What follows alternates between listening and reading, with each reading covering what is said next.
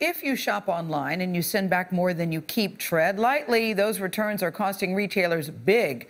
More stores are now tracking the people known as chronic returners.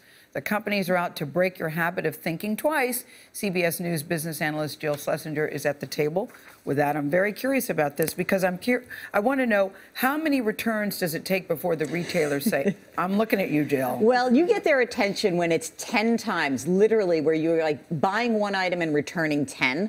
And that's a big flag there. Now, that's not everybody. It's about 1% of returns. But it's really interesting. Half of returns are just 20% of the people. And what's interesting about it is retailers are tracking this information online and in store. And they're saying, you know what?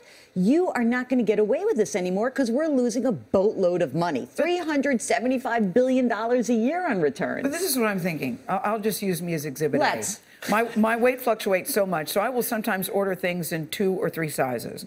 Keep one and then send one back. Does that make me a bad customer, even though I'm still buying something? Well, if you buy 2 items for every... Nora, you probably never do that. Because Nora's a perfect size, but I'm like, so if you buy 2 items and return 1, you're in good stead. That's okay. So you buy 2, you return 1, no big deal. But they're going to do this really interesting thing. They're going to say, hey, Gail, last time you bought 2 items and you kept this size 6. And as a result, you may want to buy the 6 this time around. And they're really going to remind you of what your size was so that you become a better customer. Well, how are they going to punish customers? Well, this is going to be interesting. So there's going to be a fee, and many of them do it already, a restocking fee. It literally can be 0 to 50%. It's governed by state laws, usually around 15%. And what they're trying to say is, look, we lose money on this, so help us out. We want to train you to be better consumers. But Jill, aren't they in effect encouraging this in some ways with free shipping and returns and all this stuff? Absolutely. This is the funniest thing. They're saying free shipping to me is a try before you buy standard. And there are some stores that are really happy to do it. They say, we don't care. We're fine. We're going to eat the returns. We'll factor it into our pricing.